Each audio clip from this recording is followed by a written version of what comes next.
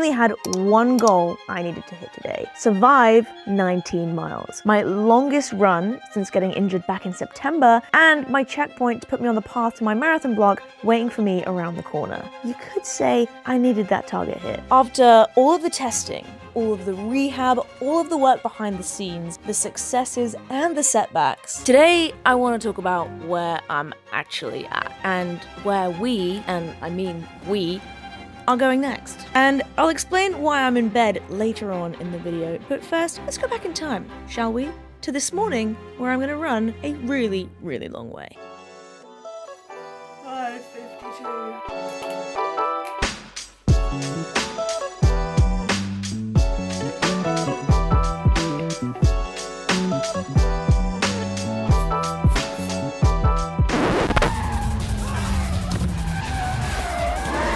Long run day. Right, what's the plan today? It's long run day. I'm potentially running the furthest I've run since coming back from this injury, which is This many Ks. This many Ks. Yes. And where are we going today? Well, we are here in one of the royal parks. This is Bushy Park, where famously every single bush in London resides. Hence why it's called Bushy Park. Didn't think it, because actually there aren't many bushes as far as you can see, mostly trees. We're starting here, we're doing like 3/4 of a lap of Bushy. We're heading out to the river, all the way along the river, and then we hit Richmond Park. Into Richmond Park, we do like a bit of a dog leg in Richmond Park. We can't do a whole lap because that would be 7 miles and that's too far. So we do like go in Richmond Park, do a bit in, come back out, run down Sebco Hill. Small hill. It's actually not as bad as it looks. Sure about that? And then we come back along the river, over to Teddington Lock, back into Bushy Park, and then we will hopefully finish here in one piece with big smiles on our faces, and then, I don't know, maybe buy some ice creams, get some paint, go home. Sounds good to me. That's the plan.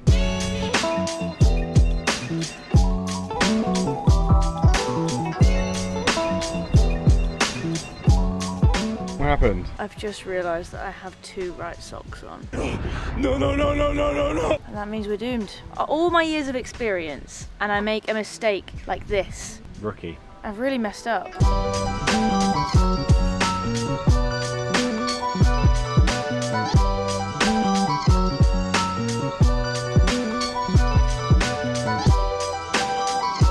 Wear sunscreen. Whoa. That is cool. I know, it was in the sale. It's a men's. I'm talking about the car, not your t-shirt.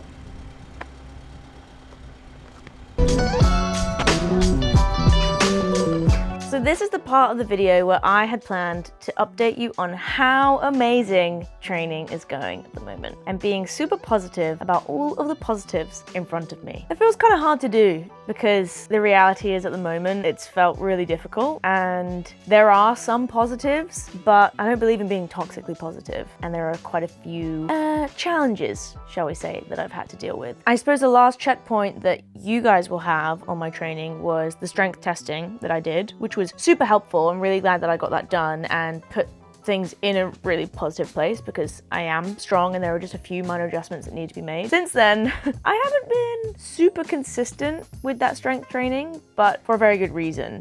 1 mile in and I have no thoughts. The brain is empty. Smooth brain. No bridges or lumps, no valleys or bumps. Everything just slides right up like a water slide. I started feeling really tired during the day and also during a lot of my runs and felt quite labored. I started taking a nap literally every day, which is very unlike me. I like to just be on a motor through the whole day, just powering through. And so I decided to go and get some blood work done because I have experienced this pattern before. I got the results of those blood tests back and my predictions were correct. I am iron deficient. And those results, unsurprisingly, came back with some low iron. I'm hot. Already? Yeah. Take your t-shirt off. Sun's out. Yeah, I'm going to. Take your top off. Take your top Sometimes I like off. to see how long I can keep it on for. As like a bit of a game. Okay. Play with myself. But I am going to take it off because it's annoying me. How long do you reckon you're gonna last? Probably about an hour. I am deficient in iron. I'm not anemic. I'm 6 points away from the threshold where you start to fall into that anemic category, but it's the lowest I've seen my iron since being anemic back in 2018. So not good. Ferritin levels of 16, and last time I had low ferritin, I think my levels were like 22, and I felt pretty diabolical in training. So I need to get on the iron supplements and giving myself a slap on the wrist. I hadn't really been taking my iron supplements because, to be honest, I lost them in the move, and that's so on me. I should have bought some more and stayed on top of just maintaining that. But I've also learned a lot in deeping and hyperfixating on iron and iron absorption. So I need to get back on my iron supplements. I'm doing that, and fingers crossed that starts working its magic in the next few weeks. Consequently, I didn't race the 10K that I told you all I was racing because I had planned to do that 10K. It just didn't make sense really to race when we knew that my energy wasn't going to be great and the likelihood of that race not going well was high because training had been so up and down, and I'm not one to shy away from racing when you're not in great shape, but when it's not because of the training or because of an injury and it's because there's something not quite right within your system, it just didn't make sense to push myself and expose myself to probably a bit of a knock in confidence when I'm trying to build that confidence up to a marathon block soon. 5 miles in, Daniel wants to have deep, deep chats. And Phily doesn't. Not really.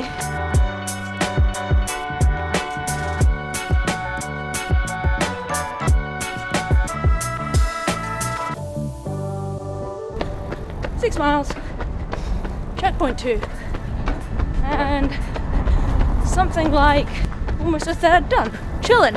Time for some deuce. Deuce. Wait. I just said I was going to be positive at least about the positives that are in front of me, and I haven't really done that. There are some positives. My knee is behaving pretty well. Aside from the energy levels and feeling tired all the time, body is holding up. I'm hitting the highest volume that I've hit week on week since pre-injury, and I had a really good session yesterday. That's quite a few positives actually. Yeah, but I think the most positive thing about right now is that the volume and the intensity of your training at the highest point it's been since the injury, and you're iron deficient, which means that you have a level of strength and base fitness which you didn't have the last time this happened before the London block. You had to take weeks off intense training, and although for a normal person we would suggest to reduce your training, you are still being able to train at your level and be iron deficient.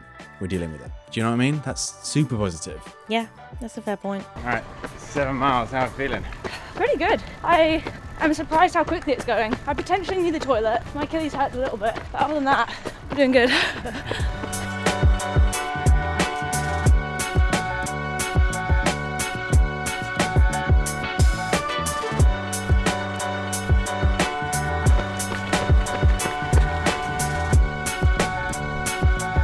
Nine miles, choke point number 3, and splits are getting faster without even trying. Let's go. It's a small hill. It's actually not as bad as it looks. Sure about that? This is where Seb Co used to do hill reps. It's the coolest story I've ever heard in my entire life. That's insane. Worth it for the view? No. Oh, alright, well, let's keep going then.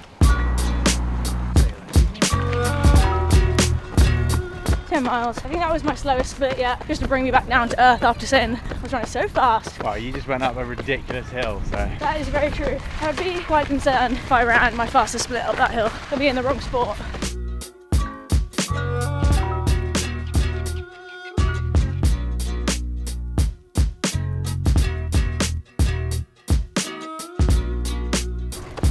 Miles done. Legs are getting a bit tired now, which is to be expected. 7 miles to go. There is one thing that I'm definitely not getting tired of though, and that is for Phily in bed to talk to you about. Hello, yes, it's me in bed in the middle of the day in what is technically a building site because we are mid-renovation and we don't really have a bedroom right now. We have a bed that lives in a room, but it is the best bed and it is sponsored by 8 Sleep, so I get to talk about it from inside it. So marathon training basically lives and dies on sleep, and you've just heard me talk about how tired I've been with low iron, which is exactly why sleep is the thing I am most protective of right now. There's a difference between just being asleep and actually getting deep sleep. The restorative stage where your body does all the repair work. When your body's already fighting an uphill battle, the last thing you need is rubbish sleep stacked on top of it. And this is the one bit of recovery I can absolutely nail every single night. And that includes the naps, because there have been a lot of naps lately. And honestly, napping on a bed that's cooled to exactly the right temperature is elite. 10 out of 10, no notes. The biggest lever for deep sleep is temperature. It's the thing that science keeps pointing back to, and it's exactly why summer sleep is so rubbish. The nights get warmer and your sleep quality quietly falls apart. That is what the pod fixes. It actively cools the bed to your ideal temperature and adjusts automatically all night. The data shows people fall asleep nearly twice as fast and get up to 34% more deep sleep. And honestly, the whole house can be chaos. This bed is an oasis. It is the one bit of the renovation that is already finished. Also, no wearables, no ring, no watch, nothing to charge, clinical grade tracking built into the bed itself. You just sleep, which, as you can see, I'm getting plenty of practice at. Use my code Phily at 8sleep.com/Phily for up to £350 off the Pod 5, and you get 30 days to try it out at home and return it if you don't love it, but I'm pretty confident you will. Designed for deep sleep and personalized to you. Right, you go back to the run, I'm staying here.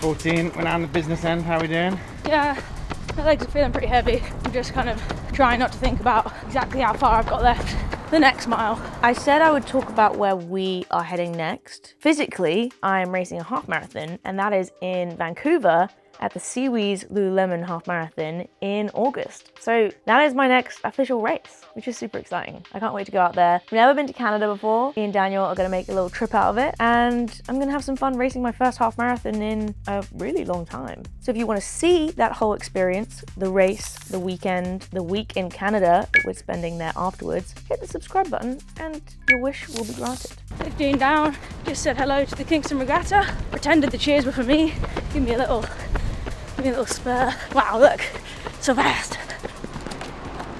Whoa, just like you, so Yeah. fast. Daniel is coming with me to Vancouver for that race. We are spending just over a week in Canada to take a little holiday, because Daniel hasn't been on holiday since just after the Berlin Marathon when we went away for a week. And so he is 2 years dry from a holiday. I went to Cape Town earlier this year in January, but he really needs a rest. Not just from me, but just from life. I mean, he won't be getting a rest from me because I'll be there with him, but you don't need a rest from me, do you? No.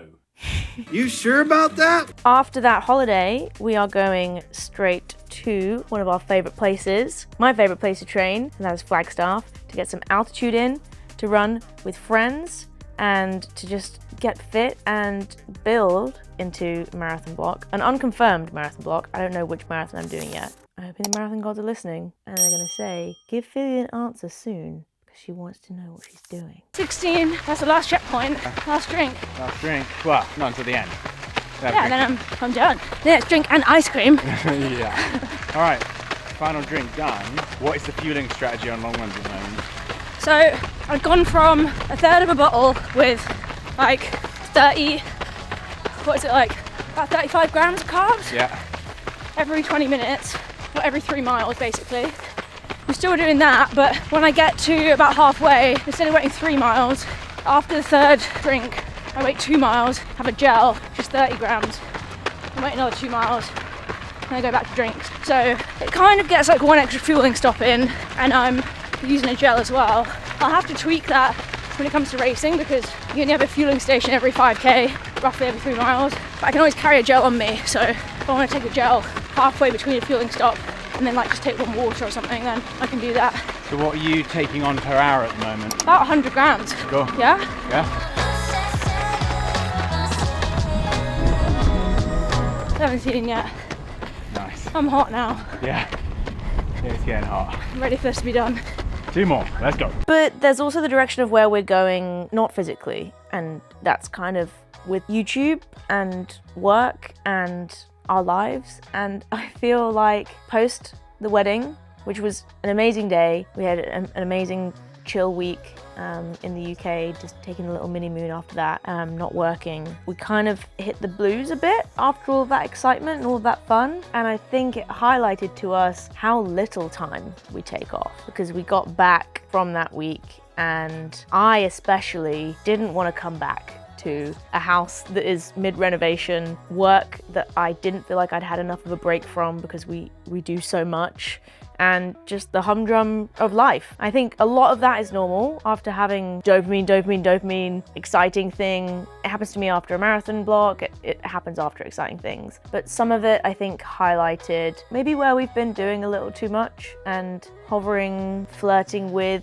the edge of normality towards burnout. And I think we just want to recalibrate a little bit and make sure that how much work we do, how much content we are putting out, and how much we take on, that needs to be sustainable. Because currently we work most days, typically 7 days a week. Not all day, every day, but every day, mostly. And sometimes that entails filming, sometimes it's editing, sometimes it's coaching.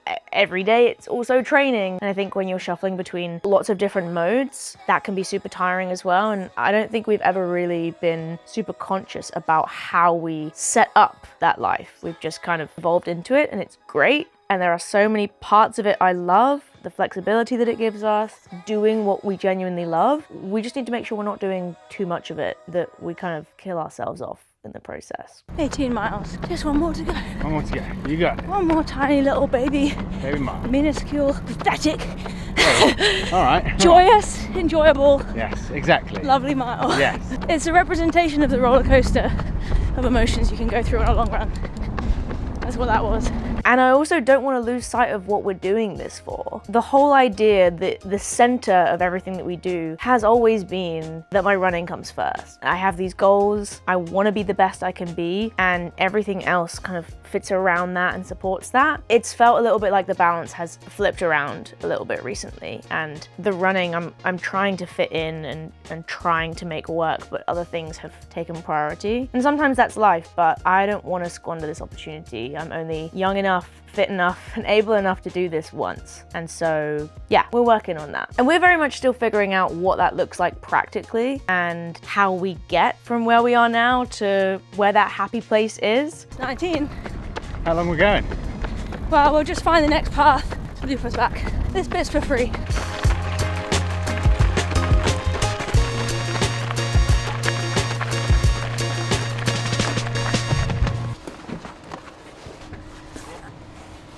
It's kind of warm in here.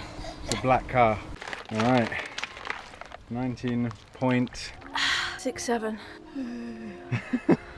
19.67 miles. The longest run I've done in a very long time. And yes, it was hard, but that's not far off marathon training. Like once we hit 20 and above, that's marathon training. And I'm maybe 500 meters away. Pretty cool. And I don't want to disregard all of the difficulty and the tough stuff that's come up, the low iron, the house, still living in one room for month four, we've been living in one room. But it does feel like things are starting to turn a corner. The bedroom upstairs is nearly there. The bathroom is nearly done. This time next week, we should be upstairs on this bed, which will mean we can get our sofa out of the garage.